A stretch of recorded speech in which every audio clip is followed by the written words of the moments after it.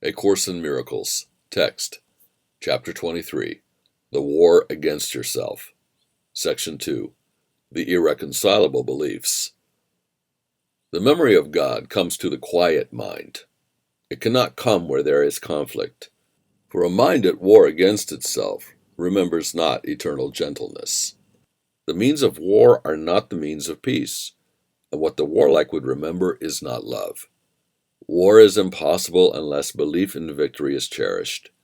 Conflict within you must imply that you believe the ego has the power to be victorious. Why else would you identify with it?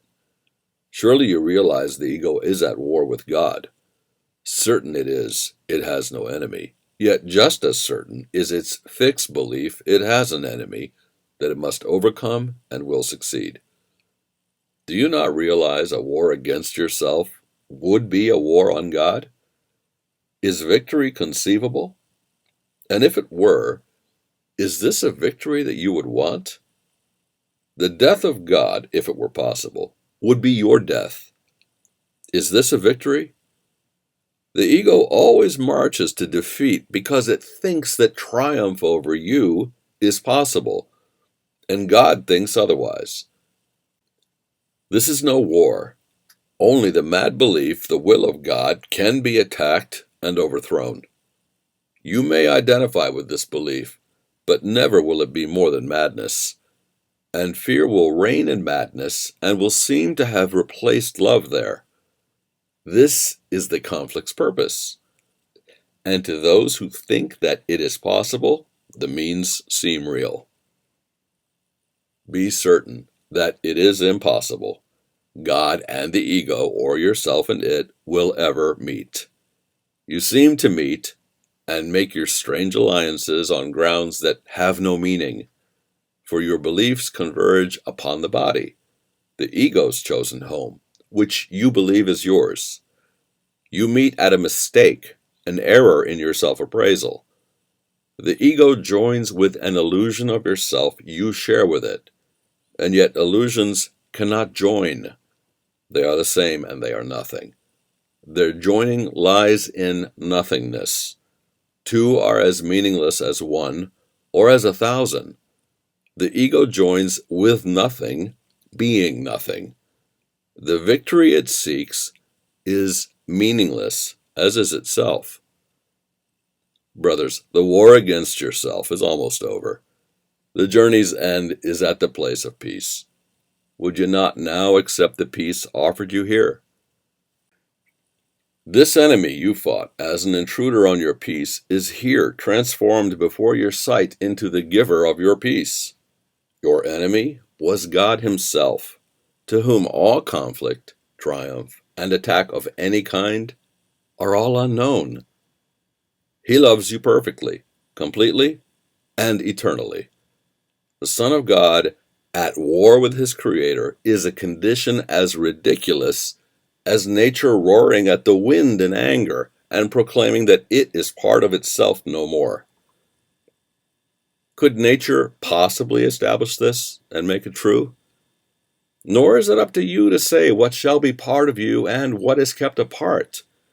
The war against yourself was undertaken to teach the Son of God that He is not Himself, and not His Father's Son. For this the memory of His Father must be forgotten. It is forgotten in the body's life, and if you think you are a body, you will believe you have forgotten it. Yet truth can never be forgotten by itself, and you have not forgotten what you are. Only a strange illusion of yourself, a wish to triumph over what you are, remembers not. The war against yourself is but the battle of two illusions, struggling to make them different from each other in the belief the one which conquers will be true. There is no conflict between them and the truth, nor are they different from each other. Both are not true, and so it matters not what form they take. What made them is insane, and they remain part of what made them. Madness holds out no menace to reality and has no influence upon it. Illusions cannot triumph over truth, nor can they threaten it in any way, and the reality which they deny is not a part of them. What you remember is a part of you, for you must be as God created you. Truth does not fight against illusions, nor do illusions fight against the truth. Illusions battle only with themselves. Being fragmented, they fragment. But truth is indivisible and far beyond their little reach. You will remember what you know when you have learned you cannot be in conflict. One illusion about yourself can battle with another. Yet the war of two illusions is a state where nothing happens. There is no victor, and there is no victory, and truth stands radiant, apart from conflict, untouched and quiet in the peace of God. Conflict must be between two forces. It cannot exist between one power and nothingness. There is nothing you could attack that is not part of you, and by attacking it, you make two illusions of yourself in conflict with each other. And this occurs whenever you look on anything that God created with anything but love. Conflict is fearful, for it is the birth of fear. Yet what is born of nothing cannot win reality through battle. Why would you fill your world with conflicts with yourself? Let all this madness be undone for you, and turn in peace to the remembrance of God, still shining in your quiet mind. See how the conflict of illusions disappears when it is brought to truth. For it seems real only as long as it is seen as war between conflicting truths, the conqueror to be the truer, the more real, and vanquisher of the illusion that was less real, made an illusion by defeat. Thus, conflict is the choice between illusions, one to be crowned as real, the other vanquished and despised. Here will the Father never be remembered. Yet no illusion can invade his home and drive him out of what he loves forever. And what he loves must be forever quiet and at peace, because it is his home. And you who are beloved of him are no illusions, being as true and holy as himself. The stillness of your certainty of him and of yourself is home to both of you, who dwell as one and not apart. Open the door of his most holy home and let forgiveness sweep away all trace of the belief in sin that keeps God homeless and his Son with him. You are not strangers in the house of God. Welcome your brother to the home where God has set him in serenity and peace and dwells with him. Illusions have no place where love abides, protecting you from everything that is not true. You dwell in peace as limitless as its creator, and everything is given those who would remember him.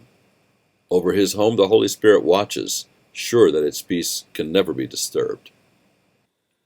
How can the resting place of God turn on itself and seek to overcome the one who dwells there? And think what happens when the house of God perceives itself divided. The altar disappears, the light grows dim, the temple of the Holy One becomes a house of sin, and nothing is remembered except illusions. Illusions can conflict because their forms are different, and they do battle only to establish which form is true. Illusion meets illusion, truth itself. The meeting of illusions leads to war. Peace, looking on itself, extends itself. War is the condition in which fear is born and grows and seeks to dominate. Peace is the state where love abides and seeks to share itself. Conflict and peace are opposites. Where one abides, the other cannot be. Where either goes, the other disappears.